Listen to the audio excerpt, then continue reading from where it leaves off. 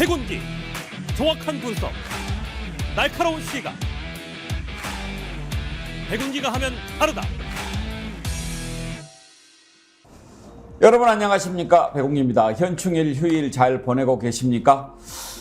어제 이 시간 윤석열 정부의 노조와 민간단체 옥죄기를 다루면서 권력과 검찰이 탈탈 털어도 먼지가 나지 않는 도덕성을 갖춰야 된다, 이렇게 강조를 했는데요. 그러면서도 한편으로 우리가 잊지 말아야 할 것은 그것보다 훨씬 더 큰 것을 봐야 한다는 것입니다. 노조나 민간단체는 국가 권력에 비하면 세 발의 피 아닙니까?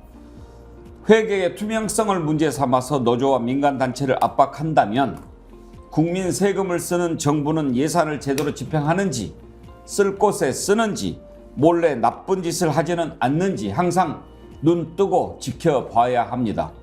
이것은 언론의 역할이기도 하지만 민주시민의, 깨어있는 시민의 책임의식이기도 합니다. 백운기의 정치본색 출발합니다.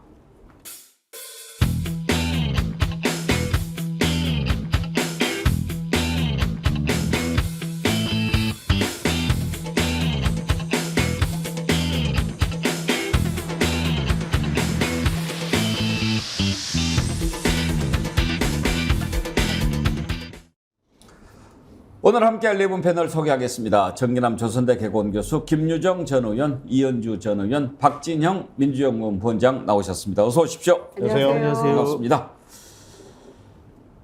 윤석열 대통령이 한상혁 방송통신위원장을 면직하고 후임에 이동관 전 청와대 홍보수석을 내정했다, 이런 보도 나왔는데요.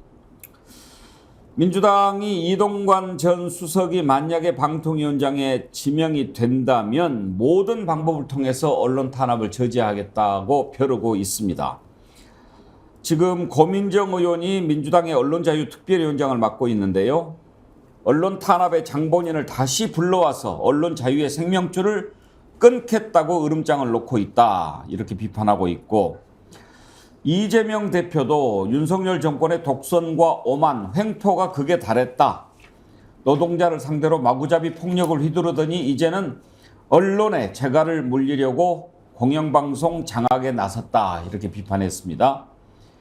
이동관 방통위원장 하마평에 대해서 이재명 대표가 MB정권 당시에 언론 장악을 진두지휘했던 인사가 방통위원장 후보로 거론되고 있다면서 백골단으로 국민을 짓밟고 땡전 뉴스가 판을 치던 50 시절로 퇴행하자는 것이냐, 이렇게 반문했는데, 50 시절은 아니고 이재명 대표가 이제 50 시절과 마찬가지 이렇게 얘기를 하는 것 같습니다만, 김유정 의원. 네. MB 때 홍보수석이었죠, 이동관 수석이. 그때가 18대죠. 예. 김유정 의원이 18대 하셨으니까 잘 아시겠네요. 거의 지금 윤석열 정부는 MB 정부 데자뷰 같은 그런 느낌입니다. 그러니까 지금 김태효 차장이 그때 청와대에 있었는데 예. 지금 보이죠. 이조 교육부 장관도 그때 교육부 장관인데 또 교육부 장관 하고 있죠. 그리고 이제는 이동관 그때 당시 수석이 이제 방통위원장, 이 얘기까지 나오고 있으니까 이게 MB 정부인지 윤석열 정부인지 헷갈릴 정도예요. 그때 당시에 18대 의원들 우리 한 80명밖에 안 됐었는데, 민주당 의원들이 그 MB 악법 중에서 이제 방송 장악하는 그 법, 우리 그거 결사 반대한다 이러면서 KBS 괴롭히고 YTN 괴롭히고 방송사마다 괴롭혔잖아요. 그때 당시 기억이 딱 떠오르는데 저희는 정말 일당백으로 뛰어다녔던 것 같아요. 그래서 그 MB 악법 저지하기 위해서 본회의장 보름 점거농성도 했었죠. 여차하면 KBS 달려가야죠. 여차하면 YTN 달려가야죠. 또 광화문에서 참먹 쳐놓고 노숙투쟁도 했었죠. 지금 그때를 생각하니까 지금 170명 민주당 의원들은 제가 아까도 말씀드렸지만 정말 날로 먹는 의원들이다. 날로 먹고 있다.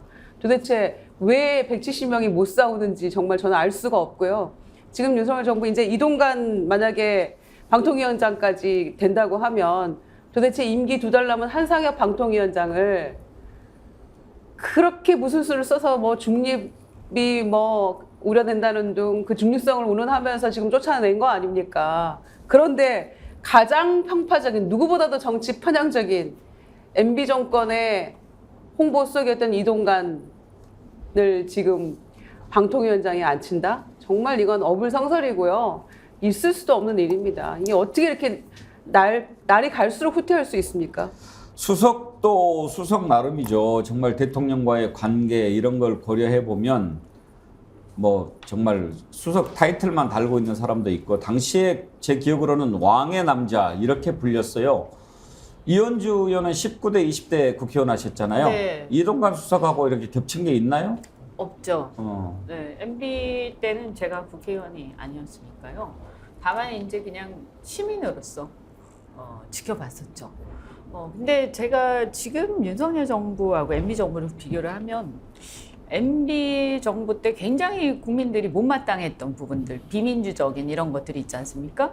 이런 거는 그대로 추정을 하고 MB 정부가 또 잘한 부분이 있어요. 경제 위기를 잘 극복했다든가 또는 뭐 그래도 어쨌든 국민들이 막 문제를 삼으면 여론의 눈치를 좀 봤어요. 그래서 일본 문제도 굉장히 막 이렇게 그 한일 그 정보보호 협정 이런 거 하다가 지소미아 하다가 여론이 안 좋아지니까 다시 독도 문제를 가지고 일본하고 붙기도 하고 그랬지 않습니까? 근데 그런 거는 전혀 없다. 그러니까 아주 악랄한 부분들 국민들이 볼 때 굉장히 그 비민주적이고 국민을 무시하고 이런 것들은 그대로 따라가는 것 같고 좀 그래도 MB가 이제 그 기업인 출신에다가 어쨌든 서울시장을 했기 때문에 여론을 신경 쓰는 이런 부분들은 또 전혀 신경 쓰지 않는다. 거기다가 더 심각한 거는 저는 MB 정부하고 가장 큰 차이가 있습니다. 그때도 검찰이 약간 정부하고 손을 잡은 경향이 좀 있긴 했습니다만 정부 자체가 검찰 권력은 아니었어요. 근데 지금은 정권 자체가 검찰 권력이다라고 할 정도로 지금 검찰 권력을 너무 심하게 이용하고 있는 게 눈에 보이지 않습니다. 여야를 떠나서요. 그래서 지금 이 문제가 저는 핵심이라고 봐요. 사실 이동관도 핵심이지만 사실은 저는 이렇게 보면 아무리 시대가 뭐 사람들이 이제 옛날에 비해서 가치라든가 이런 정의라든가 이런 거 별로 신경 쓰지 않고 내 먹고 살고 내 밥줄이 최고다 이런 시대로 갔다 하더라도 그때에 비해서요. 지금 보면 이상하다? 그때는 그래도 언론에서 좀 제 기억을 저항도 좀 하고 그랬던 것 같거든요. 근데 왜 이렇게 조용하지? 이런 거예요. 근데 왜 굳이 제가 생각해 보면 검찰이 있는 거예요. 그래서 과거에는 공영방송 위주로 주로 공공성이 있는 방송들 위주로 저항을 했죠. 그리고 더 그쪽을 탄압을 했고 거기가 이게 더 부각이 됐는데 지금 가만히 보시면요. 민영방송 내지 민간 쪽이 더 이상해요. 그거는 왜 그러냐? 검찰에 대해서 겁을 먹고 있는 게 아닌가. 예. 저는 오히려 주인 없는 방송은 그래도 버티는 경향이 있어요. 그러니까 이게 웃기는 상황이 된 거죠. 주인 없는 방송이라기보다는 국민의 방송. 뭐 그렇게 볼 수도 있고요. 예. 어쨌든 명확하게 누군가를 타겟팅하기가 어렵잖아요. 거기는. 그런데 지금 같은 경우에는 특히 저는 이 세태 특히 보면 온갖 언론사들 지금 경제적으로 어려운 언론사들을 건설회사들이 지금 인수를 막 경쟁적으로 하고 있는데 이것도 지금 나라가 어디로 가고 있는지 알 수가 없습니다. 정말 걱정스러운 상황입니다. 지금 두 분 말씀을 들었는데요. 일단 만약에 내정이 되면 이제 청문회를 해야 되지 않겠습니까? 이동관 특보를 둘러싸고는 여러 가지 뭐 의혹과 논란들이 많이 있습니다. 언론노조는 이동관 특보를 가리켜서 15년 전 이명박 정권의 대변인, 홍보수석 언론특보로 변신해가며 KBS, MBC, YTN의 이사들과 사장을 끌어내려 방송 독립성과 언론 자유를 짓밟았던 장본인이다. 이렇게 비판을 하고 있고요. MBC 노조는 지금 대통령실 내부 문건을 가지고 계속 지금 얘기를 하고 있습니다. 그때 MBC 뉴스데스크 보도 분석 이런 문건이 있었죠. 그리고 또 라디오 시사 프로 편파 방송 실태 및 고려사항 이런 국가정보원 문건도 있었는데 최승호 전 MBC 사장이 페이스북에 이런 글을 썼어요. 애초 이동관 같은 사람이 적폐청산 과정에서 처벌받지 않고 빠져나간 것도 참으로 희한한 일인데 방통위원장으로 다시 방송 장악에 나서는 작태를 벌인다면 방송계와 전쟁을 하자는 것과 마찬가지다. 이렇게 비판을 했는데 그래요. 정연환 교수 생각해보면 적폐청산 과정에서 피해 나갔어요. 이제 아무래도 박근혜 정권에 좀 집중이 되다 보니까 MB 정권 때는 상징적으로 MB가 이제 어떤 뭐 적폐의 어떤 상징이 돼 있었지만 그 밑에 있던 사람들은 사실 좀 많이 좀 피해간 측면은 있습니다. 그리고 실제로 지금 뭐 야당, 언론사, 방송사들이 다 얘기하고 있습니다만 이건 말 그대로 설마 했더니 사람 잡는다고 한상혁 위원장 면직 얘기가 나왔을 때만 해도 방통위원장 후보로 이동관 특보가 거론되는 과정에서 설마 이런 얘기 참 많았거든요. 뭐 여러 가지 문제가 있겠습니다만 그중에 대표적인 게 방송 장악, 언론 장악의 장본인이었던 사람을 방통위원장에 과연 안 치겠느냐. 그러나 역시 윤석열 대통령은 국민의 기대를 여지없이 그냥 저버린 그런 인사 행태를 지금 보여주고 있는 건데 앞서 이현주 의원도 얘기했습니다만 저는 뭐 MB 정권은 그나마 교활한 정권이었다고 봅니다. 교활한 정권이라는 것은 민심과 국민 여론을 보고 또 약간 숙일 줄도 알고 심지어 광우병 파동 때만 하더라도 청와대 뒷선 올라가서 이명박 대통령이 눈물을 흘리는 쇼까지도 했어요. 그러나 지금 이 윤석열 정권은 정말 이 무대뽀고 멋대로 정권이다. 그러니까 이게 배워도 정말 잘못 배웠고 이게 자칫 지금 어제도 그런 방송에서 여러 가지 얘기가 나왔습니다만 노동 또 그다음에 시민단체 탄압 그래서 비판 세력 예를 들면 옥죄이기 이어서 마지막 정점으로 언론 장악까지 이건 다른 말로 하면요 민간 파시즘으로 가겠다는 거예요. 자 그러면 과연 169명의 민주당원의 역할이 이제 주목될 수밖에 없다. 이 국민을 대신해서 어떤 모습으로 이 싸움을 저지하고 또 소위 이 싸움 속에서 국민들의 어떤 지지율을 바탕으로 여론을 바탕으로 이동관 방통위원장을 소위 이른바 저지시켜 내느냐. 이게 저는 1차 관문이 될 것 같습니다. 예. 민주당의 거대 야당 합니다만은 지난번에 우리가 지금도 기억하는 것처럼 한동훈 장관 인사청문회 눈에 뻔히 다가오는데도 뭐 이모니 고모니 이런 얘기만 나왔고 박진영 부위원장 이번에도 지금 이렇게 밀어붙이는 거 보면 민주당을 좀 만만히 봐서 그런 게 아닌가 싶기도 합니다. 좀 씁쓸하네요. 그렇게 말씀을 하시니까 사실 이게 언론 장악까지 가면 갈 때까지 간 거거든요.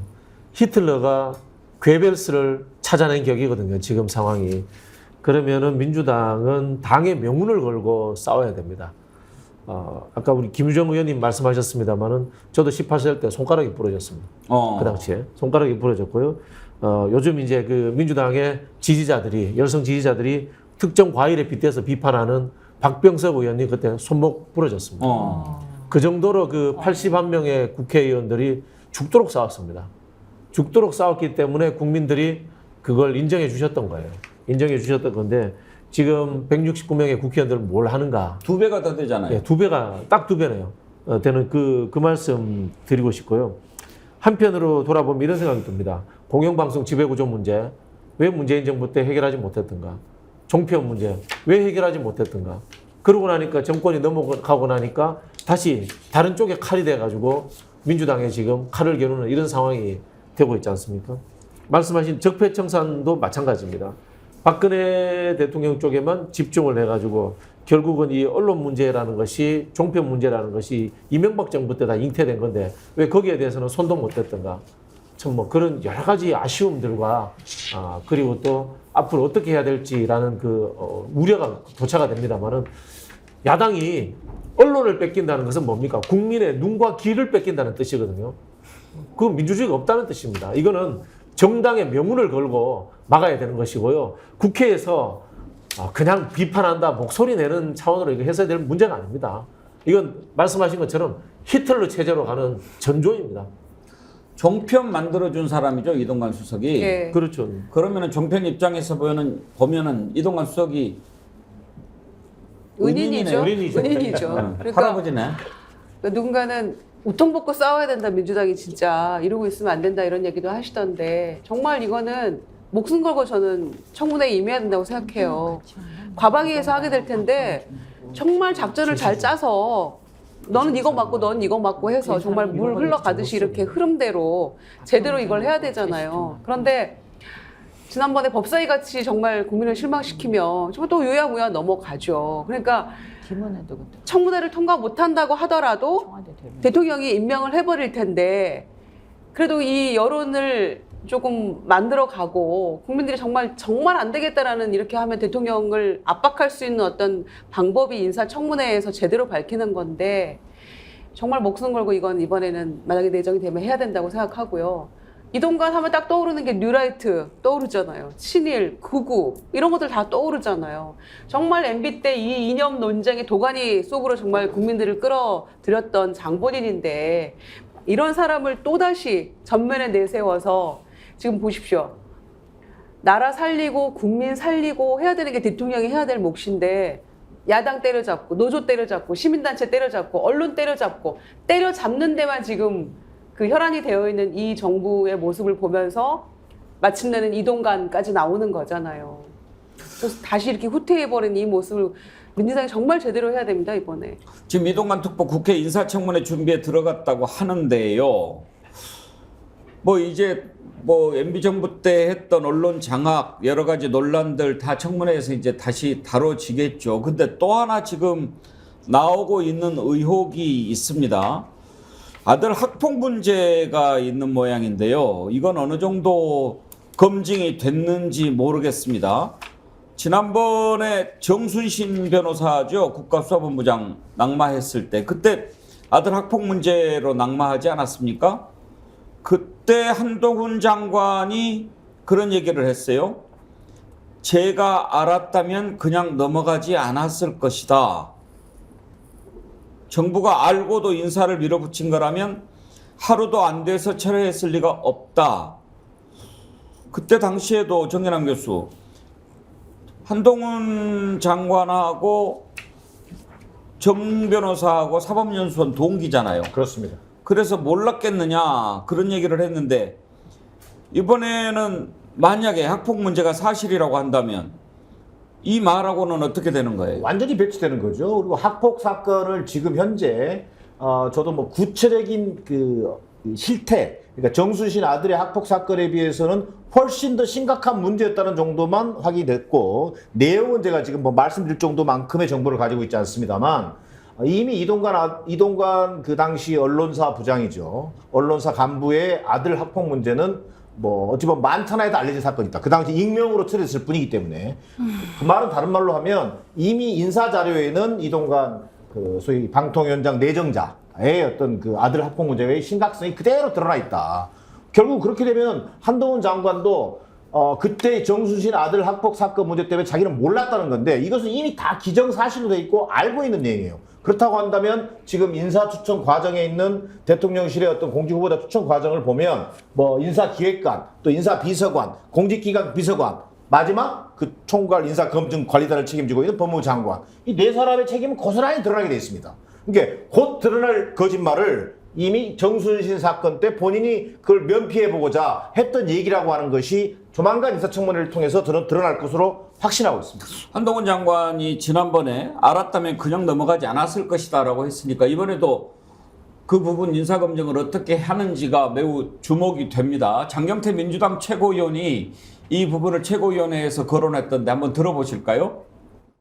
곧 방통위원장 후보자의 MB 시절 방송 장악에 앞장섰던 정순신 시즌2 이동관 특보를 내정한다고 합니다. 학폭에 이어 엄폭입니까? 한동훈 법무부 장관에게 묻겠습니다. MB 청와대 행정관 출신이 MB 사면위원장을 맡아 사면 복권에 추징금까지 면제해 주더니 이젠 MB맨의 부활입니까? 인사검증은 하셨는지요? 이번에도 몰랐다며 책임엔 나몰라라 하실 건지 여쭙습니다. 박준영 원장, 지금 민주당에서 저렇게 얘기할 때는 학폭과 관련된 어느 정도 자료가 준비가 된 모양이죠? 이제 언론에도 많이 나왔으니까요.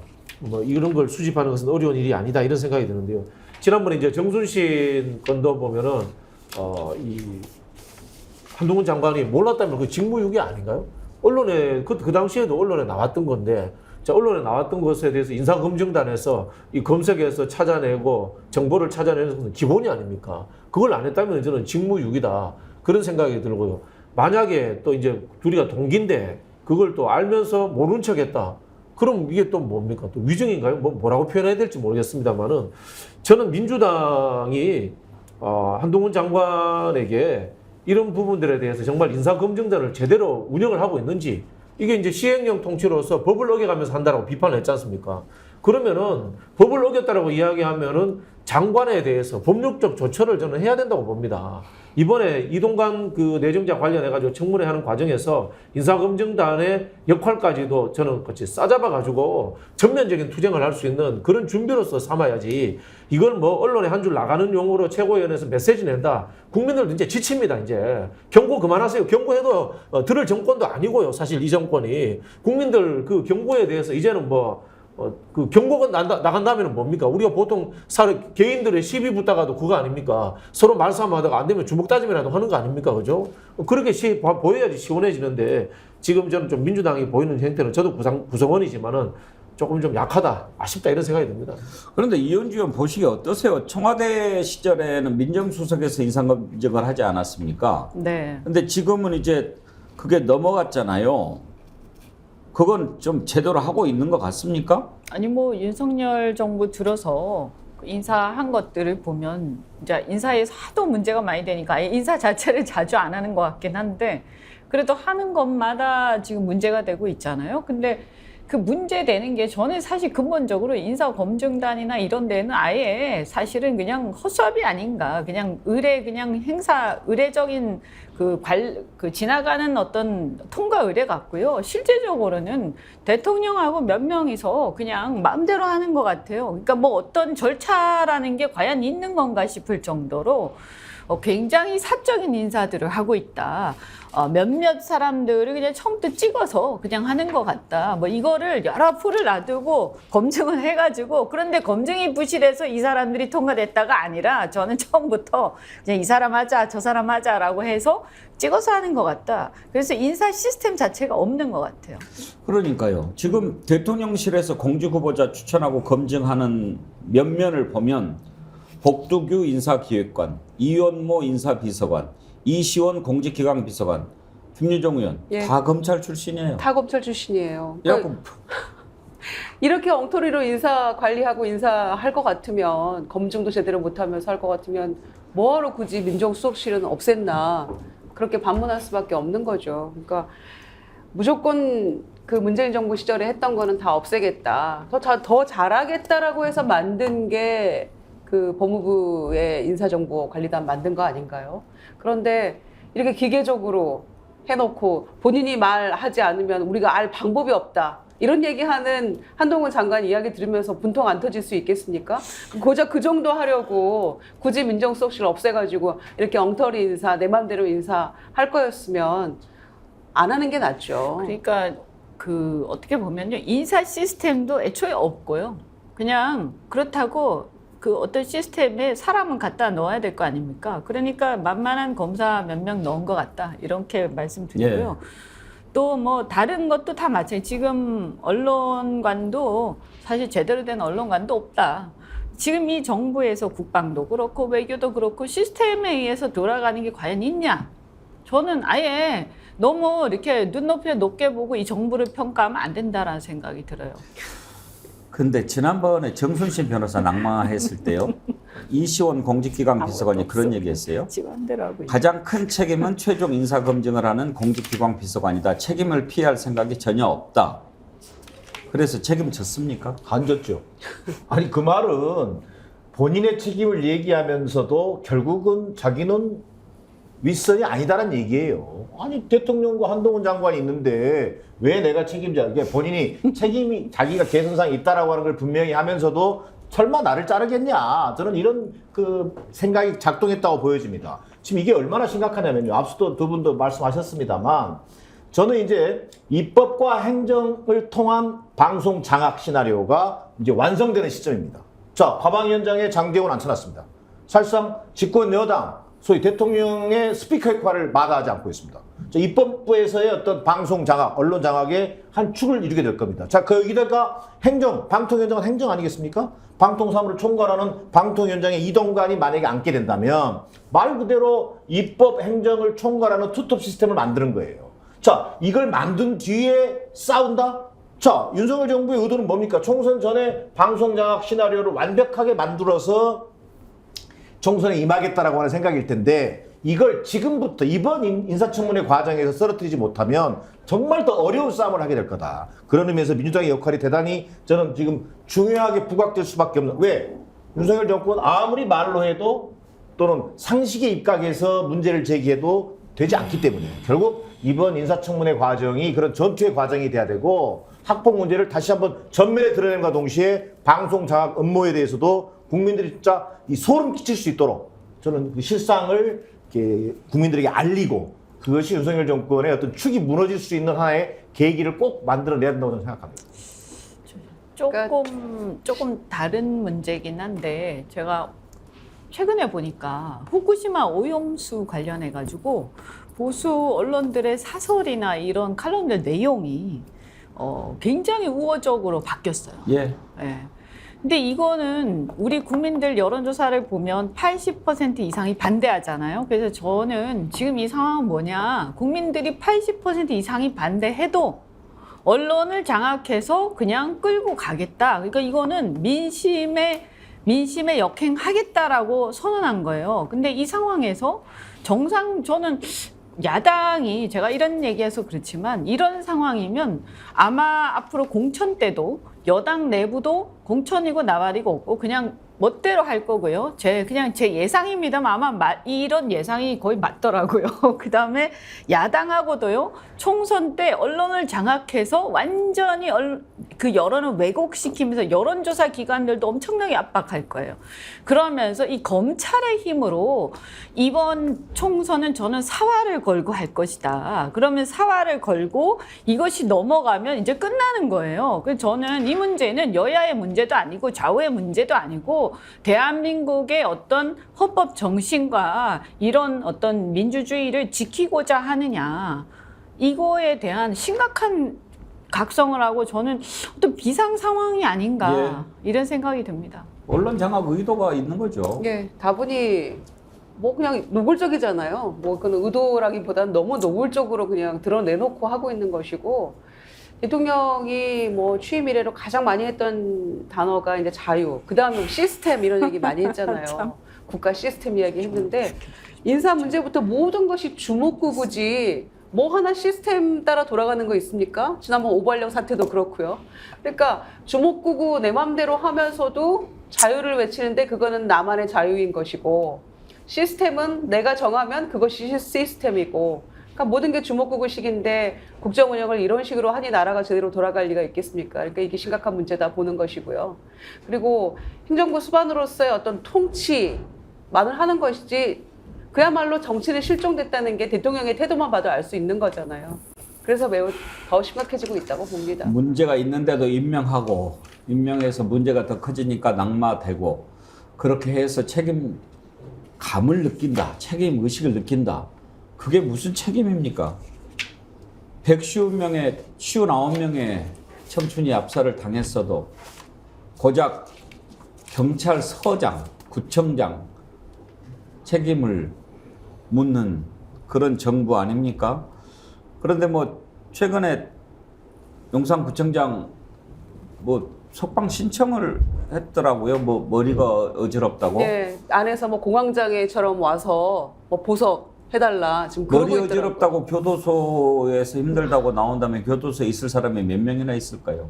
그러니까 그 159명의 피해자와 그다음에 유가족들이 지금 피눈물 나는 상황을 보면 사람이면 그런 말을 어떻게 합니까? 오히려 그 죽음을 생각하면 내가 매일같이 너무 괴로워서 지금형으로는 너무 짧다고 생각되오니 더 길게 내려주십시오. 그래야 되는 거 아닌가 싶어요. 자, 이렇게 또 장악한다고 장악이 될까요? 국민들이 예전하고 달라요. 박진영 부원장. 왜 이렇게 할까 생각해 보면 이제 좀 데자뷰 얘기를 하셨는데 비슷한 상황들이 많이 예상이 되지 않습니까? 당장에 용산 이태원 참사 났을 때는 세월호 참사를 떠올린 사람들이 많았죠. 그리고 지금 이제 후쿠시마 오염수 방류를 앞두고는 이 정부가 광우병 사태 때 당했던 것이 생각이 날 겁니다. 그러면은 구관이 명관이라고 그때 당시 했던 사람을 딱 앉혀놓으면 뭔가 좀 방법이 나오지 않겠느냐라고 하는데 그쪽만 머리 돌아가는 거 아닙니다. 국민들도 다 학습 경험이 있어요. 이제 뭐 2번 당하겠냐 뭐 그런 생각할 수도 있는 것 같은데요.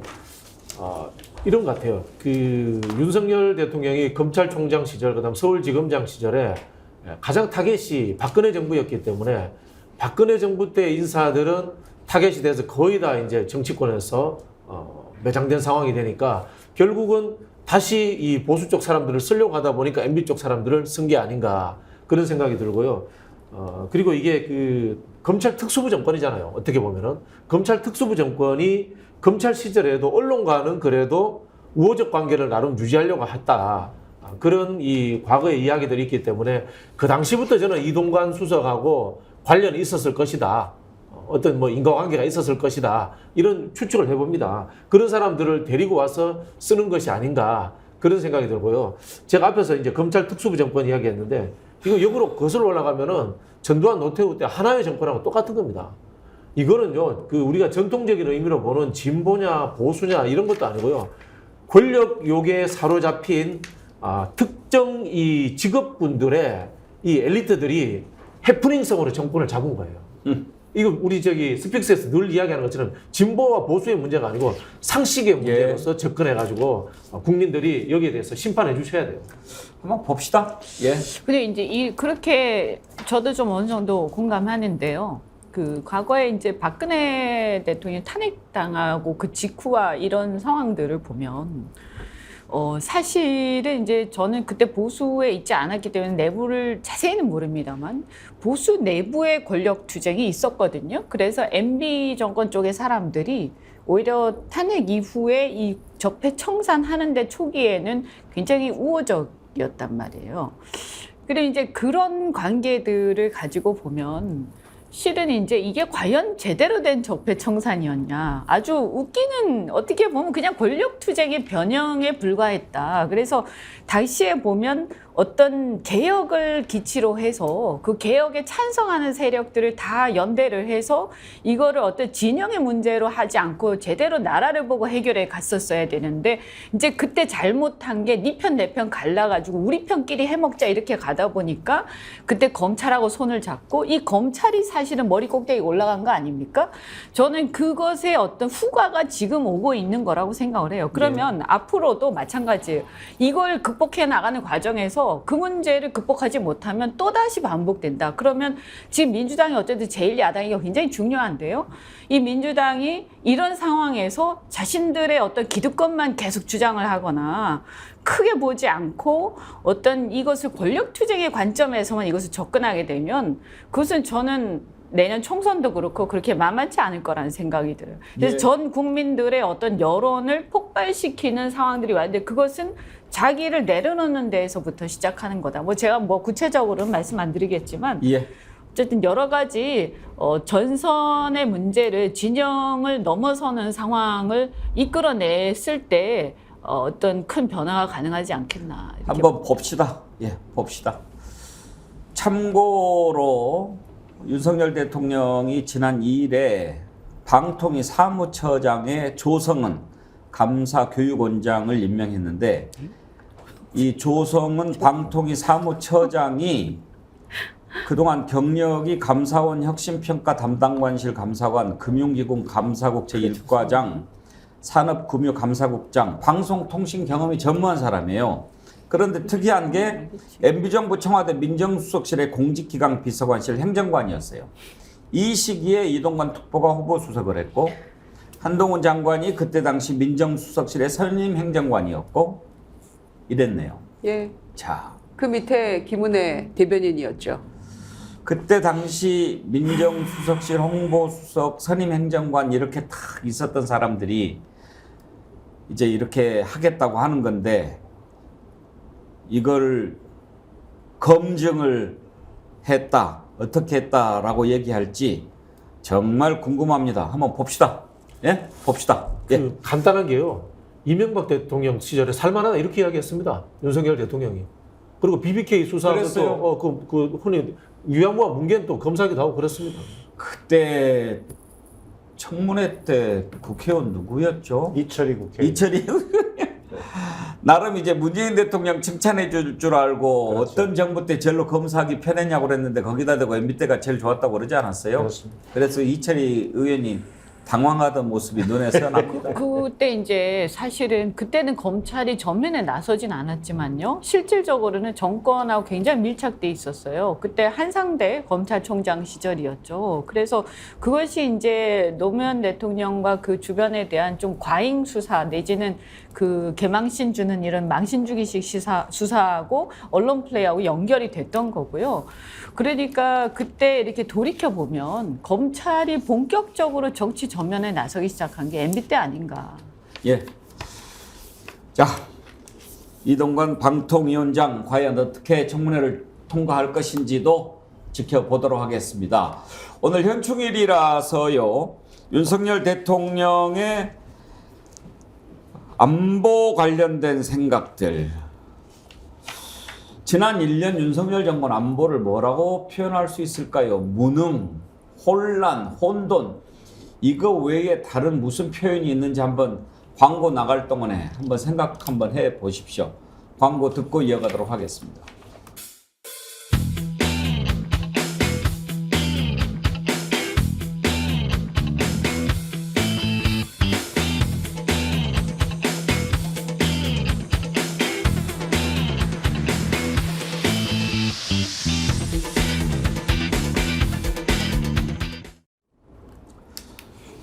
예, 현충일 백운계 정치본색 함께하고 계십니다. 윤석열 정부 안보 1년을 한번 돌아보려고 합니다. 김유정 의원 어떤 단어가 생각이 나십니까? 저는 뭐 선무당이 사람 잡는다 야. 그런 생각이 드네요. 예, 근데도 안 다녀온 대통령이 선제 타격 운운했었고 무슨 압도적이고 우월한 전쟁 준비를 해야 된다는 등 확전을 각오해야 된다는 등 이런 얘기하면서 국민 불안하게 만든 장본인이 군 통수권자인 대통령이 아니었나 그런 생각이 들고요. 그래서 정말 걱정이죠. 그러니까 전쟁을 부추겼다라고까지는 할 수 없겠지만 최고 통수권자 입에서 전쟁이라는 얘기가 이렇게 자주 나왔던 적도 있었나 싶습니다. 윤석열 대통령 관련 발언들 한번 들어보지요. 어제 북한의 군용 무인기가 우리 영공을 침범했습니다. 지난 수년간 우리 군의 대비 태세와 훈련이 대단히 부족했음을 보여주고 또 더 강도 높은 대비 태세와 훈련이 필요하다고 하는 것을 여실히 확인해 준 그런 사건이었습니다. 지난 2017년부터 전혀 이런 UAV 드론에 대한 대응 노력과 이런 훈련 또 전력 구축이 제대로 되지 않고 훈련을 아주 전무했다고 하는 것을 보면 참 이런 북한의 선의와 군사 합의에만 의존한 대북 정책이 얼마나 위험한 것인지 우리 국민들께서 잘 보셨을 거라고 생각합니다. 정진환 교수, 저 때가 참 황당했던 게 무인기가 들어와서 용산 상공까지 휘집고 돌아갔는데 전정부 탓을 해요. 전쟁부 탓하고 드론 창설 부대 운운합니다. 드론부터 있는 거를. 만들겠다고 했죠. 그러니까 예. 이게 최소한 이게 더 재밌는 것은요. 윤석열 정부 이 정권 하에서 이 안보가 말로는 안보 군사 안보를 엄청나게 강조하는데 실상은 안보가 구멍이 숭숭숭 뚫렸던 거예요. 자, 대통령실 주변에 비행 금지 구역까지 털렸습니다. 무인기에 의해서. 근데 더 재밌는 건요. 신상 필벌도 없어요. 책임졌습니까? 그 재미없어요. 에? 더 재밌는 게 아니고 재미없는 거지. 더 재미없는 거지. 이게 무슨 그러면서도 확전 오는 그다음에 한미 어떤 그 뭐랄까 우산 속에만 들어가면 모든 안보 문제는 해결된다라고 하는 이러니 국민들의 안심을 책임지고 안전을 책임지는 게 안보일 텐데 오히려 국민들은 대통령이 입만 열면 오히려 안보를 더 걱정해야 되는 상황까지 만들어낸 게 윤석열 정부의 안보 정체성이다. 저는 이런 얘기를 하고 싶습니다. 강릉에서 현무 미사일 그 오발탄 사고 났잖아요, 박진영 부원장. 네. 그러면 그것도 문재인 정부 때 미사일 제대로 관리 안 해서 거꾸로 떨어진 거네요. 문재인 정부 때 제조일자인가요?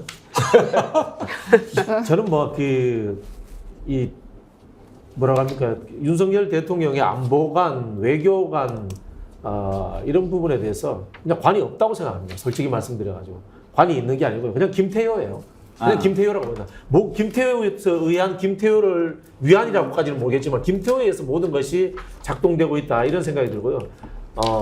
윤석열 대통령은 80년대 초반에 인식 교양 체계가 멈춘 사람이다. 저는 이런 생각이 드는데요. 이분의 지금 이 외교 안보 노선은 전두환 노선이에요. 경제 노선은 그때 밀턴 프리드만 책이 그때 나왔어요. 신자유주의. 안 읽었다니까요. 그러니까 뭐 밀턴 프리드만 그 얘기 나오고 그다음에 가치 외교. 이 가치 외교 그때 나오는 구미외교사의 노재봉 교수가 쓴 책에 가치 외교 나옵니다. 다 1980년대 초반 이야기예요. 그 이후로 인문사회학적이라든가 세상에 대한 공부를 해본 적이 없어요. 검사하면서 뭘 하셨는지 모르겠지만은 그런 사람이 대통령이 됐기 때문에 이런 상황에 왔던 거고 그리고 본인하고 뭐 어떤 친분 관계가 김태효 차장하고 있는지 모르겠지만은 김태효 차장의 생각과 그 다음에 어떤 본인이 구상하는 것들이 윤석열 대통령의 머릿속에 들어가서 퍼져나가고 있다. 뭐 저는 그렇게 보고 있습니다. 지금 박진영 본장 그 말씀하시니까 얼마 전에 봤던 장하준 교수 인터뷰가 생각이 나네요. 캠브리지대에서 런던대로 옮겼죠. 그래서 윤석열 정부 1년을 몇 학점을 주고 싶냐고 그랬더니 이거 학점 얘기가 아니고 수강 과목 신청을 잘못한 것 같다. 그런 얘기를 하더라고요. 그러니까 이거를 들어야 되는데 이걸 듣고 있고 완전히 엉뚱한 길을 가고 있다고 하는 건데 지금 박진영 부원장 말씀을 들어보면 2023년에 수강 과목 신청을 하면서 1980년대 교재로 지금 공부하겠다는 거네요. 그 40년 전 사람인 거예요. 40년 전 사람. 그러니까 이분이 또 자랑하는 게 아닙니까? 뭐 사실인지 확인인지 되지는 않습니다만 5.18 관련해서 골석 재판에서 전두환 뭐 사형선고하고 도망갔다 이런 식의 이야기 아닙니까? 그래 이 사람의 인식 체계는 거기에 멈춰져 있는 거예요. 모의 재판. 네. 예. 아니 근데 이 지금 어쨌거나 지금 현재 대통령 권력을 갖고 있잖아요. 그러니까 큰일인 거예요. 예, 그냥 무도하고 무지하고 그런데 그 모든 대한민국은 대통령제에다가 아주 제왕적 대통령제이기 때문에 대통령 한 사람이 잘못 뽑히면 거기에 모든 권력이 집중돼서 그냥 눈 뜨고 그냥 볼 수밖에 없는 이런 상황이거든요. 그래서 사실은 지난번 같은 경우에도 야당이 정권 교체할 가능성이 높았기 때문에 이 경선에서 제대로 된 사람을 뽑아야 된다. 제가 계속 강조를 했던 거고. 그래서 검찰총장을 평생 검찰에 있다가 검찰총장하고 그것도 적폐청산한다고 막 칼 휘두른 사람이 대통령이 됐을 때 어떻게 될 건지 뻔하지 않느냐. 이렇게 좀 예상을 했는데 지금 보면 거기다가 되자마자요. 군을 갖다가 완전히 국방부를 엉덩이를 차가지고 쫓아낸 거 아닙니까? 자기가 거기서 살아보겠다고. 그러니까 이런 상황에서 군이 사기가 올라갈 리가 없는 거예요. 거기에다가 지금 문제는 뭐냐면 제가 볼 때 가장 심각한 게 스스로 어떤 주권을 포기한 느낌이에요. 스스로. 그래서 이 군사 주권도 포기하고 모든 것을 미국과 그전에도 한미동맹의 한계는 있었지만 근데 과도하게 지금은 미국과 일본에 완전히 의지하는 태세로 가고 있고요. 또 얼마 전에 미국 가서 핵 주권도 포기를 했고요. 어떤 면에서 보면 요즘에 제가 느끼는 건 외교 주권도 좀 포기하고 있는 거 아닌가. 그래서 지금 이 상황이 지속되면요. 이 한반도를 둘러싼 동아시아에서 우리나라는 설 자리가 없어질 거예요. 외교적으로. 아마도 앞으로요. 무슨 일이 일어나면 이게 중국하고 러시아하고 막 대립하고 우리가 거기서 앞장서면서요. 아마 중국과 미국이 협상을 하고 한반도 문제를 거기에서 북한은 핵이 있고 날뛰기 때문에 거기에 참여를 할 가능성도 있어요. 근데 우리는 아마 자리가 없을 겁니다. 그렇게 될 가능성이 매우 큽니다. 예. 자, 안보 하는데 그러면서도 이제 계속 긴장을 부추기는 발언을 계속 해왔습니다. 압도적으로 우월한 전쟁 준비 이런 얘기했죠. 한번 들어보시죠. 도발에는 반드시 혹독한 대가가 따른다는 사실을 깨닫게 해야 합니다. 분명한 메시지를 줘야 하고 두려워하거나 주저해서는 절대 안 됩니다. 압도적으로 우월한 전쟁 준비를 해야 됩니다. 위장된 평화로는 우리의 평화와 안보를 지킬 수 없을 뿐 아니라 그 기반마저 다 무너진다는 것을 확실하게 깨달아야 하겠습니다. 김유정 의원 표현도 그래요. 압도적으로 우월한 대비태세를 갖춰야 합니다 하고 압도적으로 우월한 전쟁 준비를 해야 합니다 하고 하늘과 땅 차이 아닙니까? 그러니까요. 문재인 정부, 이제 문재인 대통령 집권 바로 직전에 정말 우리가 전쟁 위기로 갈 수도 있다. 그래서 굉장히 불안해하던 그 시기에 이제 문재인 정부가 들어섰고, 지금 윤석열 정부와 국민의힘이 뭐라고 얘기를 하더라도, 위장된 평안이 운운하더라도 당시 그래도 5년간은 우리가 큰 걱정 없이 지내왔거든요. 그런데 지금 그것도 이제는 전쟁 준비 운운하고 계속 전쟁 얘기만 하는 것이지, 평화라는 단어 자체가 지금 실종돼 버린 상황이에요, 지금. 이 윤석열 정부 하에서 안보 얘기를 하면. 그래서 제가 보기에는 이게 무슨 전정과 탓도 어느 정도로 해야지, 이게 문재인 컴플렉스도 아니고 이게 지금 뭐 하자는 건지 잘 모르겠고요. 그리고 지금 우리가 돌격대장 노릇하고 있는 이 순간에도 지난번에 정찰 위성 쐈을 때 일본에 미리 알려줬다는 거 아니에요? 북한에서. 그리고 그러고도 지금 그 일본과 북한은 서로 고위급 회담 할 수 있다, 만날 수 있다 이렇게 얘기를 하고 있고, 중국 뭐 미국과 중국은 뭐 말할 것도 없고, 이런 상황 속에서 우리만 지금 도태되고 우리만 이 외교 동북아 외교 무대에서 설 자리가 없어지는 그런 상황으로 치닫고 있는데도 본인은 김태효라는 그게 외교 안보의 만능 치트키인가요? 그리고 NCG 우리 엄청난 거 성과를 거두었다, 워싱턴 선언, 이 얘기만 하면 국민들이 불안으로부터 해방되고 안보는 걱정할 것 없는 그런 상황으로 갈 수 있는 건가요? 대통령이 이런 전쟁 얘기를 이렇게 아무렇지도 않게 얘기를 하고 있으면서, 그리고 정찰위성 쐈는데 그런 식의 오발령 해서 국민을 혼란의 도가니 속으로 몰아넣어 놓고도 대통령은 보이지 않잖아요. 총리도 안 보입니다. 그래서 이 상황이 어떻게 된 것이고 향후에는 어떻게 하겠다라는 누가 책임 있는 어떤 자리에 있는 사람의 설명이나 사과 한마디 없는 게 지금 우리 안보의 현실이거든요. 정일환 교수, 지금은 좀 뜸해졌습니다만 저렇게 전쟁이라는 말을 거리낌 없이 입에 올리고 전쟁 준비 막 이런 표현을 썼을 때 국민들이 이거 뭐 좀 이상하다 이런 생각 하지 않았습니까? 그때 당시에 막 이렇게 전쟁이라는 표현을 과도하게 쓰고 분위기를 그쪽으로 몰고 간 의도가 어디에 있었다고 보십니까? 그러니까 결국은 저는 뭐 두 가지 다 있다고 보는데, 하나는 우선 전체적인 군사 안보에 대한 철학이 없는 거예요. 우리가 그동안 문재인 정부와는 정반대로 가겠다. 애니슨반 문재인으로 가야 된다. 가짜 평화였다. 대북 억지력을 최소한 가지고 있지 못한 이런 속에서 우리가 강하게 나갈 때만이 북한을 억누를 수 있다라고 하는 그런 잘못된 철학을 하나 가지고 있다. 두 번째는 결국은 이 보수 정권의 어떤 강경 보수층의 어떤 지지층을 겨냥한 이를테면 결집 전략인 겁니다. 설사 전쟁 작전 통제권도 가지고 있지도 않아요. 전쟁을 할 수도 없는 게 지금 우리나라의 현실입니다.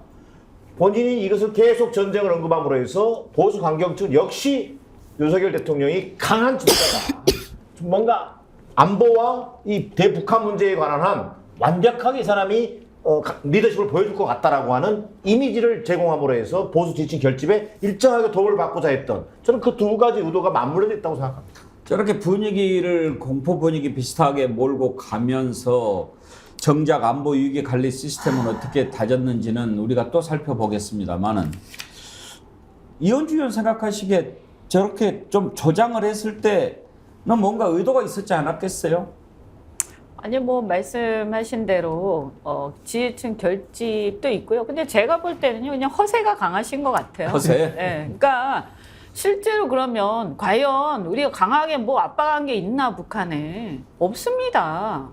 정확하게 알아야 돼요. 한 거 아무것도 없어요. 그냥 미국한테 계속 붙어가지고 우린 미국이 우리 지켜줄 거 이 얘기한 거밖에 없어요. 자주국방을 위해서 제대로 대통령이 한 게 뭐가 있냐. 워싱턴에 가서도 핵 개발에 대한 가능성마저도 스스로 포기했어요. 완전히 미국에 납작 엎드려서 주권을, 군사 주권마저도 거의 상납한 것 같은 그런 형태를, 그러니까 지금 그 당시에 보면 정권 초기에 막 큰 소리 치더니 지금 보십시오. 그런 얘기 하는가요? 없습니다. 그래서 제가 보면 그냥 허세다. 그리고 실질적으로 군사력을 강화시키기 위해서 뭔가 한 것은 별로 없고 일부 발표되는 거는 그 전 정권, 그 전전 정권부터 이미 계속되어 오던 대한민국의 지속적인 정책들이었지 윤석열 대통령이 하신 게 아니에요.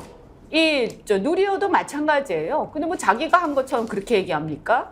그러면 적어도 제가 볼 때 보수의 입장에서 뭐 한 게 있어야지. 자주국방을 위해서 뭔가 내놓고 그다음에 여러 가지를 가지고 미국하고 협상도 하고 우리가 할 얘기를 정확하게 하면서 저렇게 얘기를 해야 돼요. 북한이 보면요 아주 우스울 거예요. 이제 완전히 미국한테 종속돼가지고 더군다나 일본한테까지 종속돼서 이제 북한은 그야말로 남한하고는 할 얘기가 없다. 이렇게 생각을 할 거라고요. 그리고 중국하고 러시아에 대해서도 쓸데없이 노골적으로 적대적인 얘기를 자꾸 해가지고 이제 그 나라들이 어떤 이 관계에서 북한하고 관계에서 중간에 조정을 하거나 어떤 그 미온적인 역할을 할 가능성도 전혀 없어졌어요. 그래서 그동안 유엔 제재에 참여하고 있던, 적극적으로 참여하고 있던 중국이 이제는 거의 사실상 철회한 상태고 오히려 북한하고 지금 중국 사이에 북한 국경지대에서 새로운 지금 경제 협력들이 지금 조짐이 일어나고 있지 않습니까? 이거 정확하게 우리가 상황을 갖다가 파악을 해. 이분 그냥 말만 계속 이러고 있어요. 진짜 웃기는 사람이에요. 허세였다라고 하는 게 이해가 확 되는데 지금 생각해 보면은요, 박진영 원장. 네.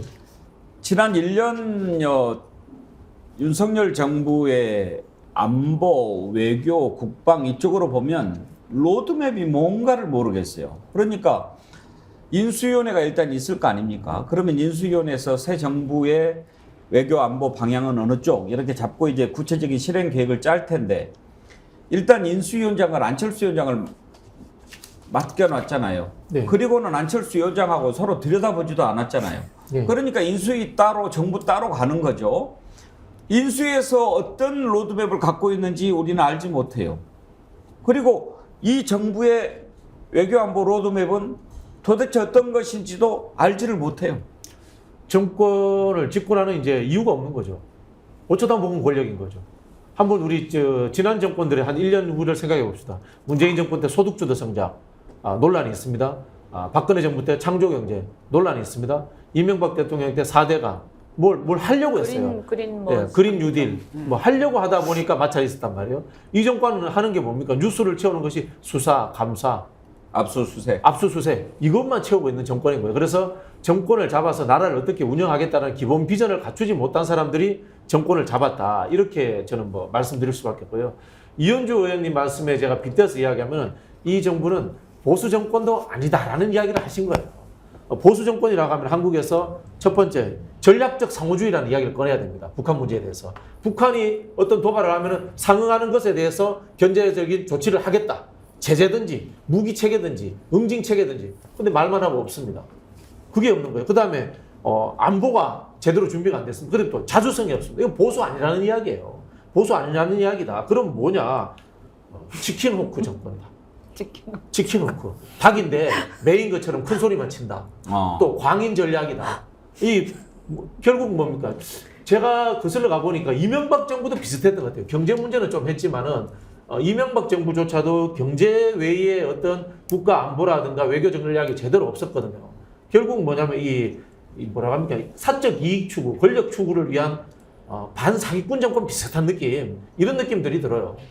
조금 좋게 표현해서 이제 이익 카르텔이라고. 예. 이익 카르텔, 좋네요. 아니 그때도 MB 정권 때도 큰 소리 뻥뻥 쳤는데 연평도 포격 사건 났을 때 왜 안상수 당대표랑 거기 가가지고 그 보온도시락 들고 이게 포탄이다 이렇게 얘기했던 생각 나시잖아요. 이게 몇 밀이고 이게 몇 밀이 삽니다. 이런 얘기했던 생각이 나서 진짜 어이가 없는데 5년간 나라를 어떻게 이끌어 가겠다라는 어떤 비전이나 국정 아젠다도 없는데 어떻게 외교 안보에 로드맵이 있겠습니까? 그러다 보니 어떻게 됐습니까? 돌아오는 것은 동맹국의 도청, 그리고 또 아무 역사인식이나 로드맵이 없이 추진하다 보니 그냥 당하고 돌려맞고 그러는 거 아니었습니까? 가장 이해가 안 됐던 부분이 바로 미국의 도청 의혹이었습니다. 굳이 도청이라는 표현도 쓰지 않고 감청.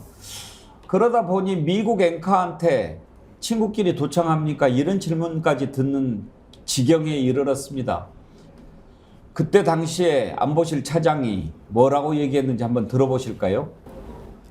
이 문제가 이제 알려진 이후에 우리도 내부적으로 좀 평가를 해봤고 미국도 여태까지 자체 조사를 했을 텐데 오늘 아침에 또 양국 국방장관께서 통화를 하셨고 양국의 견해가 일치합니다. 공개된 정보의 상당수가 위조되었다. 거기에 대해서 평가가 일치하고 다만 이제 미국은 본국의 문제니까 법무부를 통해서 경위 그리고 배후 세력을 찾아내기 시작할 것이고 시간이 좀 걸릴 것이고요. 따라서 한미 간에는 일단 지금 평가가 일치한다 이렇게 보시면 되겠습니다. 그리고 이제 양국이 정보 동맹이니까 정보 영역에서 중요한 문제에 대해서 긴밀하게 지금 함께 정보 활동을 펴고 있습니다. 따라서 이번 일을 계기로 좀 더 신뢰를 굳건히 하고 또 양국이 함께 협력하는 시스템을 강화할 생각입니다. 정진환 교수, 지금 생각해보면 참 코를 잡아서 틀고 싶어요. 코를 잡았어. 제 코를 잡을 뻔했어요. 근데 잡을 코가. 이 정부가 얼마나 정말 비굴하기 짝이 없고 굴욕적이냐면요. 도청을 도청이라고 말도 못해요. 그러니까 말이에요. 그러니까 미국은 도청 사실을 인정했는데도 우리나라의 안보실장, 대통령실의 안보실장이라는 사람은 국회에 나와서 도청이 아니라고 인정 안 해요. 아니, 홍길동 정권이라니까요. 우길기를 우길기라고 부르지도 못하고. 맞는 말씀. 도청을 도청이라고 부르지도 못하고. 도청과 감청의 결정의 차이가 뭔지 아십니까? 감청은 적법성이 있는 거예요. 그렇죠. 예. 이건 명백한 도청인 겁니다. 그런데도 그걸 우방국가 또 한국의 안보를 지켜주는 미국이 했다고 그래서 우리나라 대통령실이 허가 없이 했다면 명백한 도청인 거죠. 결국 이런 것조차도 제기하지 못하면서 이 굴욕적인 한미 외교, 이것이 또 한일 외교까지 연장되는 이런 사실에 국민들은 정말 도대체 윤석열 정부와의 군사 안보라고 하는 것이 또 대미 외교라고 하는 것이 얼마나 창피하고 굴욕적인 수준인지를 다시 한번 느끼게 되는 계기가 됐던 거죠. 김유정은 심지어 예. 당장 미국이 도와주지 않으면 나라가 넘어날 그런 지경에 있는 우크라이나까지도 그거는 미국을 위해서도 도움이 안 된다고 얘기를 하지 않습니까? 그러니까요. 왜 이런 거에 대해서조차 이렇게 항의를 못하고 국민들을 이렇게 좌절하게 만드는지 잘 모르겠어요. 너무 부끄럽고 이렇게 자존감도 떨어지고 국격도 떨어지고 이런데 미국과의 동맹을 굉장히 격상시킨 것처럼 이렇게 얘기하고 있잖아요. 그러면서 전 정권에서 무너진 동맹을 뭐 재건한다는 식으로 얘기하지 않았습니까? 미국과의 관계 속에서.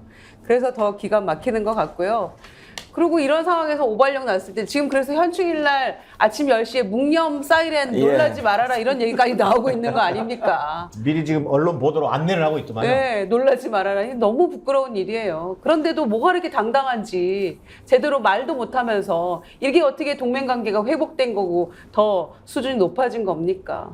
이현주 의원, 무능한 1년 이렇게 제목을 뽑았던데 부끄러운 1년인 것 같습니다.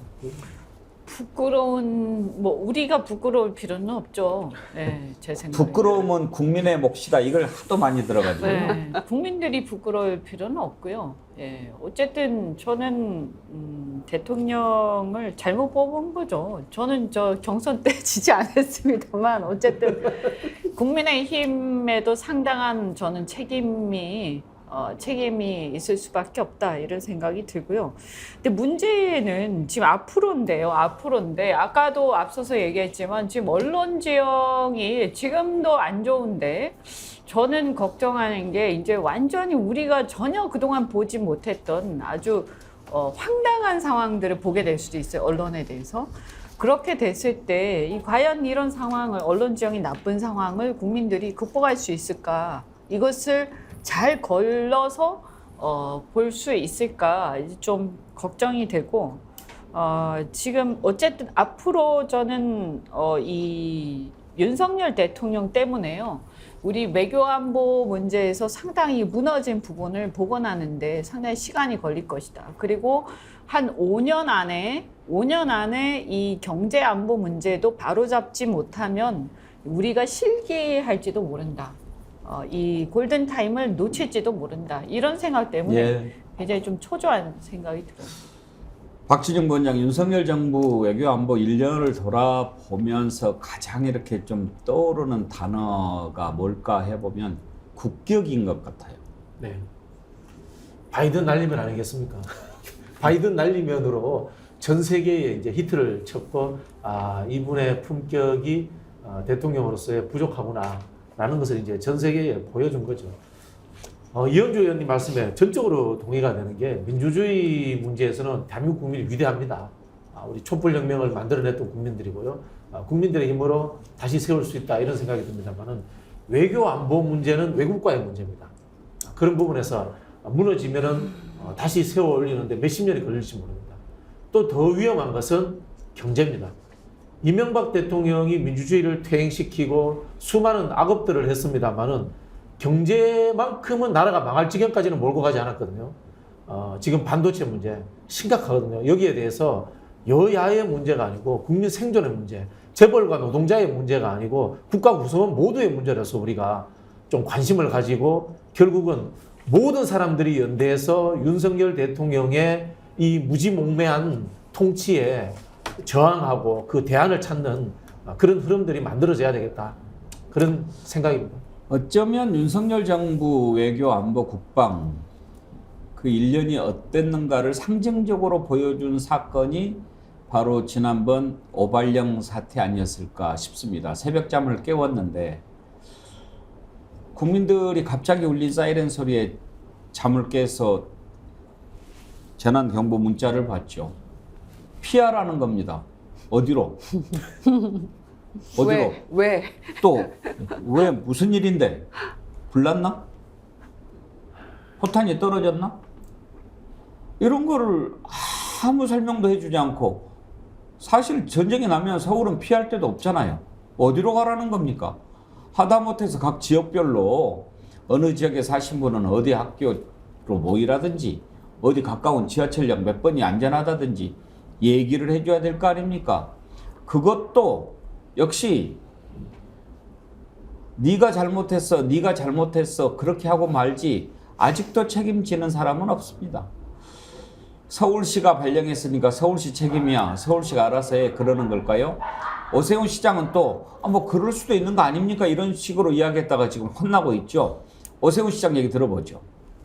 해보니 북한이 우주발사체를 발사한 급박한 상황에서 행정안전부의 경보발령을 전파받은 소방재난본부 민방위 경보 통제소 담당자가 상황의 긴박성을 고려해 경계경보 문자를 발송했습니다.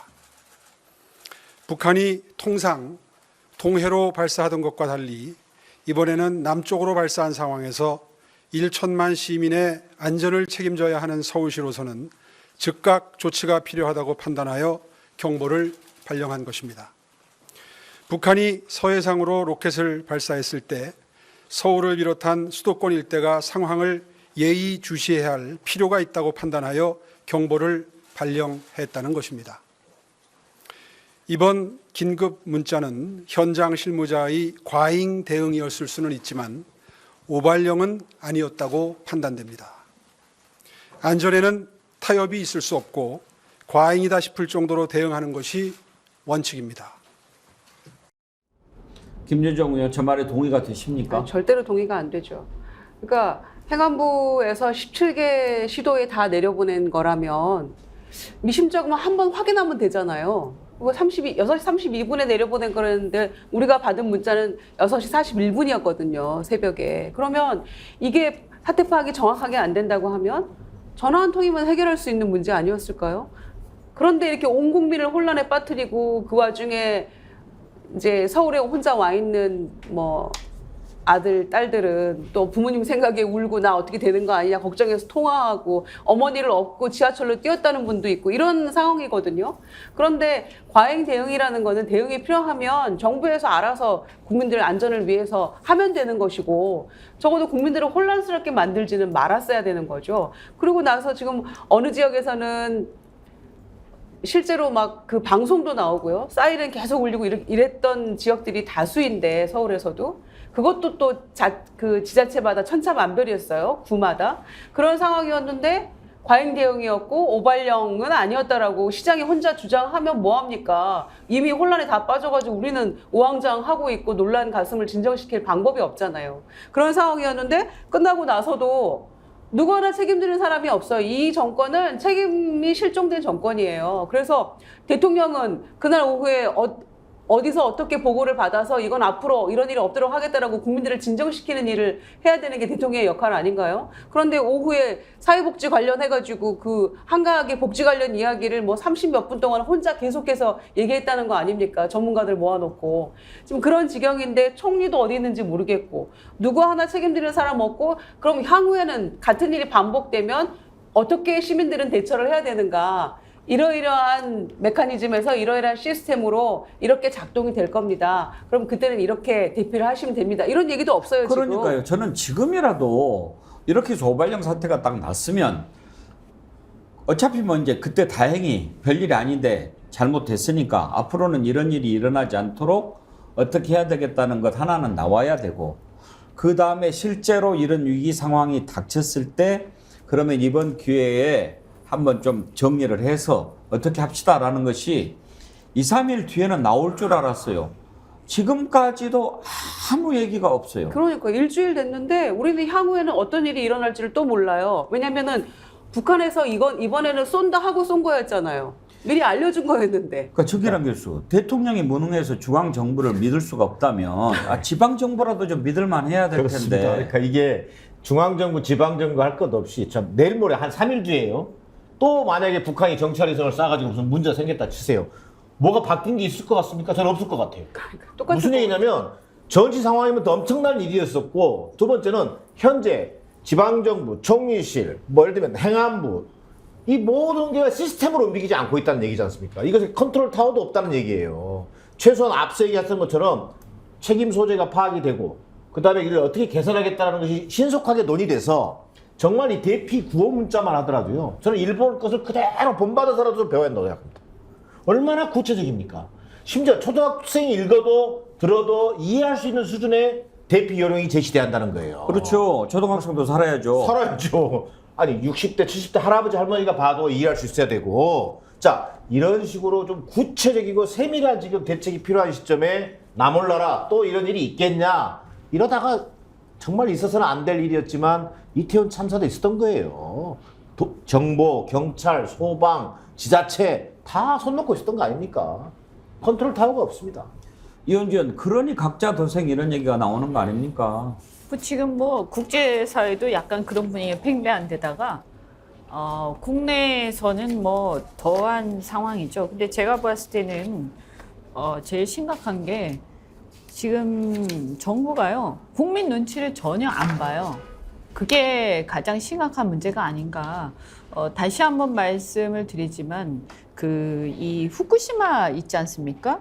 그러니까 지금 저기 보면 아까 이제 그 오세훈 시장이 안전에는 타협보다 과잉 대응이 차라리 낫다 이렇게 얘기를 하지 않습니까? 그리고 이제 국민의힘의 그 무슨 대변인인가 누구도 얘기를 했던데 아니 이 얘기는 저는 그래서 차라리 좀 일관됐으면 좋겠다. 이거야말로 제가 후쿠시마 오염수 방류와 관련해서 하고 싶은 얘기예요. 그러면 이 말대로 안전에는 차라리 과잉 대응이 낫다. 그러면 이 국민들이 걱정하고 야당이나 일각에서 문제 제기하는 것들에 대해서 과잉 대응하는 게 차라리 안전엔 낫다면서요. 그럼 그걸 잘 새겨 들어야지. 그런데 막 난리치지 않습니까? 그래서 보면 결국에는 어떤 원칙과 가치가 있는 게 아니라 제가 볼 때는 그냥 국민들 눈치를 전혀 안 보고 주권자는 국민인데 자기들 마음대로 막 가고 있는 거예요. 그리고 이럴 때는 이거 어떻게 해야 되지? 주권자가 국민인데 주권자의 뜻에 역행해서 그냥 막 독주하고 있다. 그 주권자가 뭔가 의사표시를 해야 되는 상황이 아닌가. 예, 박진영 부원장. 참 외교 안보 1년 쭉 짚어보려고 했는데 미국, 중국, 일본, 러시아 생각해봐도 한숨만 나오네요. 답이 없습니다. 이거 사실 이 오발령 사태는 오세훈 시장만 뭐 별명 하나 얻었네요. 오발령 오세훈 뭐 그런 것 같고 이거 사실 대통령이 불쾌해야 되는 거예요. 제가 정확하게 판단은 모르겠습니다만은 이 재난 관련 문자는 서울시에서 날려줄 수 있지만은 안보 경계 관련되는 것은 중앙정부에서 하는 거 아닐까요? 이걸 만약에 오세훈 시장이 했다면 대통령이 오세훈 시장 불러서 야단쳐야 되는 거예요. 네가 왜 이거 이제 내 권한 침해했어? 이렇게 해야 되는 건데 이건 뭐 뭔지 모르는 거잖아요. 상황 자체가. 서로 싸우기만 하죠. 그렇죠. 저는 뭐 이런 상황에서 더 이상 윤석열 정부에서 기대를 못 하니까 어떤 생각이 되면 국회라도 좀 제대로 해라. 이런 말씀 드리고 싶어요. 지금 이 윤석열 정부 자체가 국가 재난 상황이에요. 그럼 국회에서 국회의장께서 여야 대표 불러가지고 아니면은 의식 있는 국회의원들 모아가지고 이 국가 재난 상황에 대해서 좀 대비하는 뭔가 좀 하셨으면 좋겠다. 이런 말씀 드리고 싶습니다. 예, 오늘 여기까지 하죠. 다시 한번 말씀드리지만 국민이 깨어 있어야 합니다. 깨어 있는 민주시민 책임의식이 있어야 합니다. 그래서 백만 정어리 때가 빨리 만들어져야 합니다. 오늘 현충일이라서요. 백운계 정치본색은 여기까지 하고 화요일 방송하던 오호라 경제는 오늘 하루 쉬도록 하겠습니다. 함께해 주신 정기남 교수, 김유정 의원, 이현주 의원, 박진영 부원장 네 분 수고하셨습니다. 감사합니다. 감사합니다. 내일 오전 10시 50분에 다시 찾아뵙겠습니다. 감사합니다. 국민 앵커 백운기 정확한 분석 날카로운 시각 백운기가 하면 다르다.